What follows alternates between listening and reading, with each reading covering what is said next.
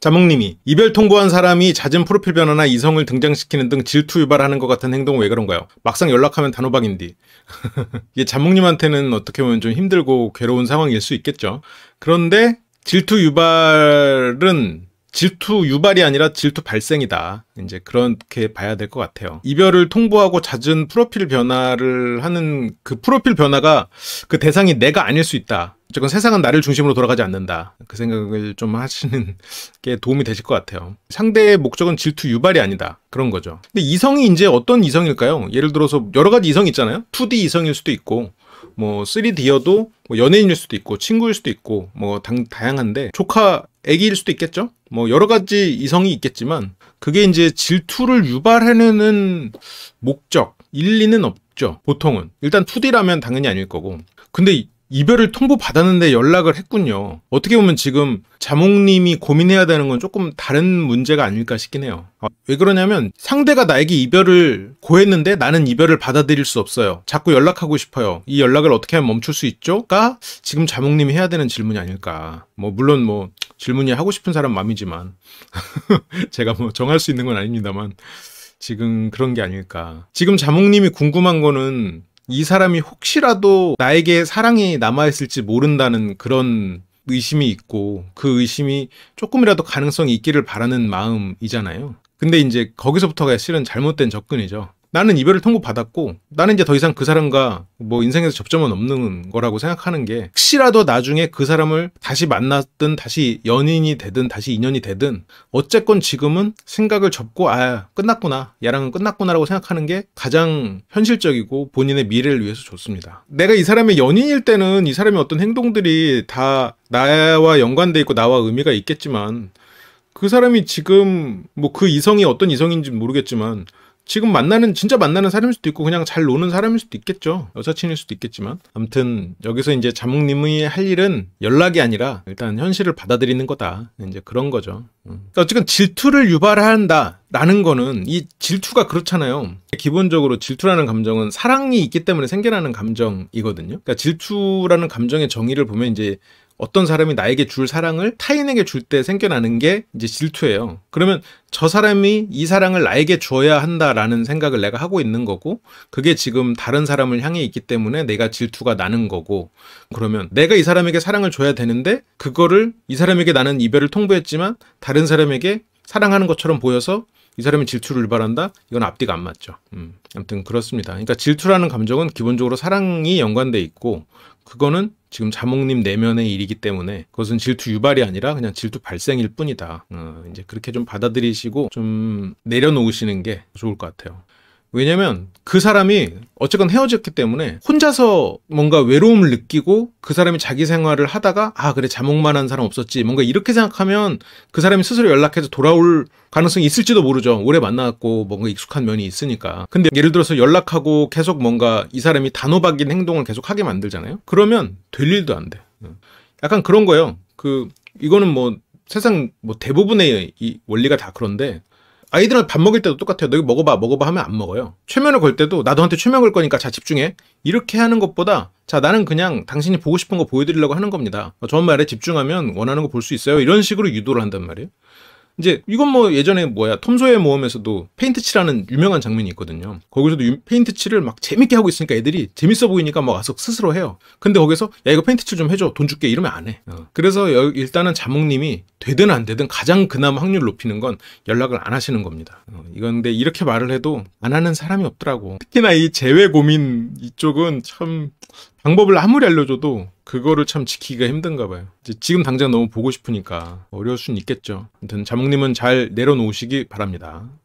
어쨌건 한 6개월 기다렸다가 연락해보면 안 되려나요? 지금 2달째. 그럼 중간에 연락한 건 언제예요? 중간에 막상 연락하면 단호박인데 그 연락한 건 연락은 왜 했어요? 언제 했어요? 2주째 2주째 했고 2달째. 그러면 지금 이제 한 9주가 지난 거고 그 앞에 한 2주 만에 했네요. 단호박은 어떻게 단호박이었어요? 조금 더 구체적으로 가볼까요? 또 세밀하게 해줘야지 상담. 왜 다시 만나고 싶어요? 다시 만나고 싶은 이유.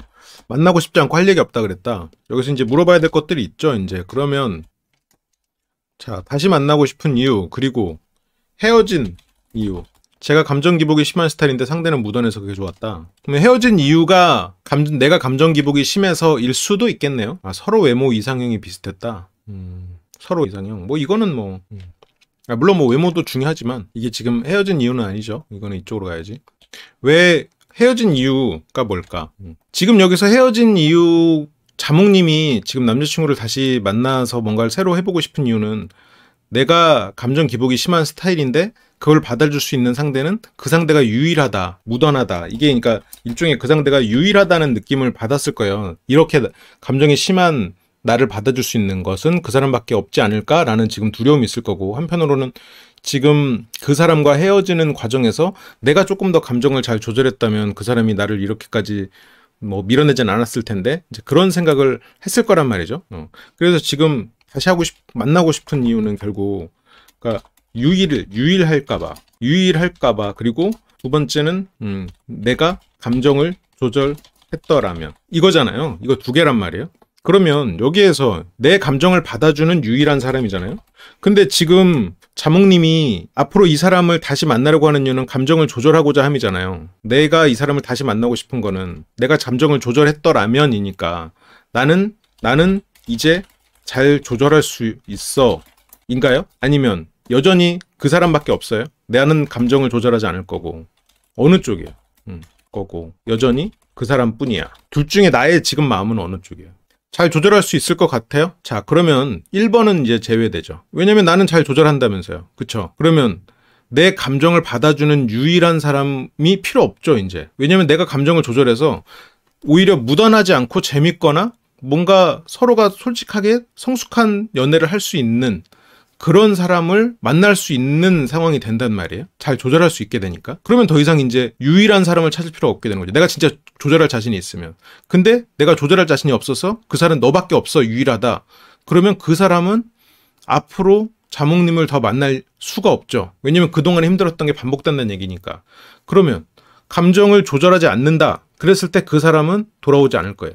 감정을 조절한다 했을 때 자몽님은 그 사람이 필요가 없어요. 자몽님이 감정을 조절하지 못했을 때 그 사람이 인내하면서 서로 그 사람은 상처를 계속 받아왔던 사람이에요. 그러면 내가 감정을 조절했더라면 해서 과거로 돌아간 시점에서는 그 사람과 잘 지낼 수도 있겠죠. 근데 이 시점에서 할 수 있는 건 아니 포기시키기 위한 게 아니라 그 사실을 좀 보여드리라는 거예요. 그러니까 내가 감정을 진짜로 조절할 수 있다면 그 사람은 유일하잖아요. 1번 전제가 깨지죠. 그리고 감정을 조절했더라면 저 부분에서도 그 생각을 해야 돼요. 내가 감정을 조절하지 않았잖아요. 조절했더라면이라는 건. 그러면 그 사람은 어쨌건 마음속에 상처가 있다는 거예요. 그러면 이 사람이 유일하지도 않고 나와의 관계에 있어서 상처를 받아서 마음속에 뭔가 나에 대해서 좀 뭐랄까 보복심까지는 아니어도 좀 피해 입었다는 생각을 하고 있는 사람, 부정적인 감정을 가진 상태에서 다시 시작하는 게 맞겠냐는 거죠. 그 사람 입장에서도 예를 들어서 감정을 조절하지 않는 상태로 자몽님이 있다고 하면 만나기 싫을 거예요. 힘드니까.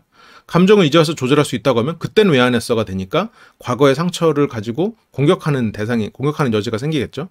어느 쪽이든 지금 자몽님이 그분을 다시 만나는 거는 굉장히 어떻게 이렇게 보면, 그러니까 이거는 정말 근데 말 그대로 그냥 내가 AI로서 하는 말이에요. 인간으로서 하는 말이 아니야.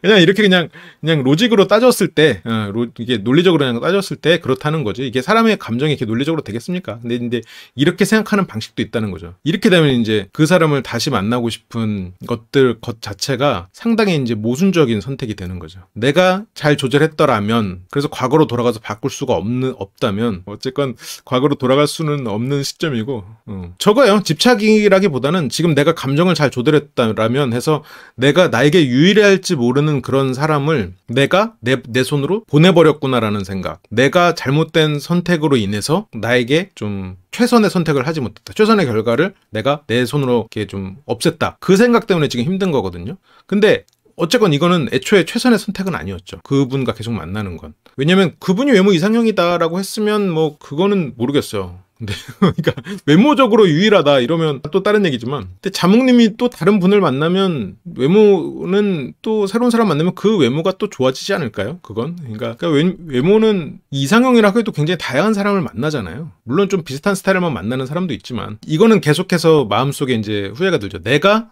선택해서 잘못된 결과가 나왔다 이런 것 때문에.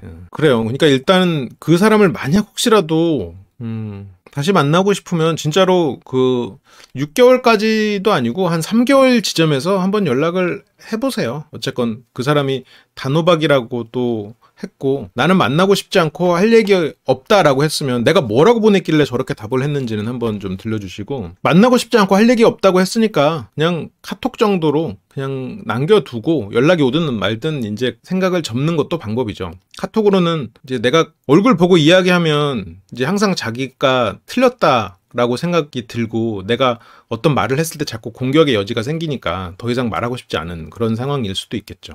그래서 오히려 내가 너무 내 감정을 앞세워서 너를 힘들게 했던 것 같아. 네가 그만큼 나를 밀어내야 되는 상황을 만든 거에 있어서 내가 참 가슴이 아프다. 나는 네가 항상 보고 싶지만 그래도 너의 의견을 존중해서 이제는 연락하지 않을게. 그동안 고마웠어. 예를 들어서 이런 정도로 해가지고 끊으면 연락이 올 수도 있거든요. 왜냐면 그건 변화한 모습이니까. 근데 예를 들어서 만나서 얘기하자. 내가 이제 앞으로 잘할 거야. 나 이제 달라졌다니까? 뭔가 이 말들 자체가 그 전에 이렇게 감정 기복이 심할 때의 모습과 똑같단 말이에요. 그러니까 말은 달라졌는데 감정의 표현이 내는 게 똑같아요. 그래서 오히려 그런 걸 좀 다르게 느껴져야 되는 게 아닐까.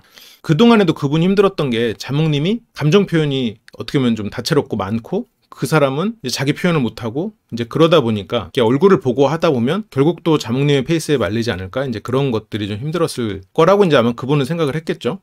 그러니까 여기에서 제가 드리는 말은 진짜 정리를 할 의지가 있어야 돼요. 어차피 지금 정리된 거란 말이에요. 그러면 그나마 여기에서 확률을 높이고 싶으시면 제가 아까 드린 말씀처럼 너의 의견을 존중할게. 내가 그동안 너무 이런 부분에 있어서 널 힘들게 한 것 같다. 뭐 그 정도로 해가지고 마무리를 지어보는 게, 왜냐면 얼굴 보고 이야기하자. 그리고 내 감정은 이런 거야. 난 그러니까 내 말대로 우리 계속 만나자. 뭔가 이런 건 어떻게 보면 그동안에 했던 자몽님이 상대에게 보였던 패턴과 똑같잖아요. 그러니까 그것과 다른 패턴을 가지고 그 사람이 이제 혼자 고민을 하다가 외로운 상황, 아니면 좀 그런 상황에서 아 그래 자몽이 좀 변했나? 아 그래 역시 난 자몽밖에 없긴 한데 아 자몽이 좀 변한 것 같다. 뭔가 이런 느낌이 들면 연락이 올 수도 있죠. 그렇지 않고서는 힘들죠. 지금 그러니까 연락을 하고 보자, 얼굴 보자, 뭔가 이렇게 푸시를 하는 거는 나는 달라졌어라고 말은 해도 상대 입장에서는 얘는 똑같구나라고 느낀단 말이에요. 내가 달라졌음을 이 사람이 느끼게 만들어야 돼. 그게 이제 요령이죠. 그러니까 말로 아무리 나 너 사랑해, 나 달라졌다니까, 나 감정 조절 할 거라니까, 아 이래도 모르겠어? 감정 조절 할 거야. 아무 소용 없어요. 이건 감정 조절 못 하는 거예요. 못 할 거라고 보여지는 거예요. 안 돼, 안 돼. 그러니까 이제 그런 쪽으로 마음을 비우고 인생 잘 사는 게 최선인데, 근데 그것만으로 조금 혹시라도 좀 뭔가 더 해보고 싶다는 생각이 들면 그런 정도 카톡을 보내고 이제 항상 너의 삶을 응원한다, 이제 그런 메시지 정도로 정리하는 게 좋을 것 같아요. 자기 감정 받아줄 수 있는 유일하니까 필요한 거, 그 말을 아까 했었죠. 예, 그렇죠. 아무튼 그래서 카톡을 그렇게 보내놓고, 만약 그렇게 보내실 거잖아요. 보내놓고 반응이 없다고 자꾸 보내면 안 돼요. 이 사람이 익십을 해도 아니면 읽지를 않아도 그냥 거기서 스톱이에요. 스톱. 그냥 끝이에요.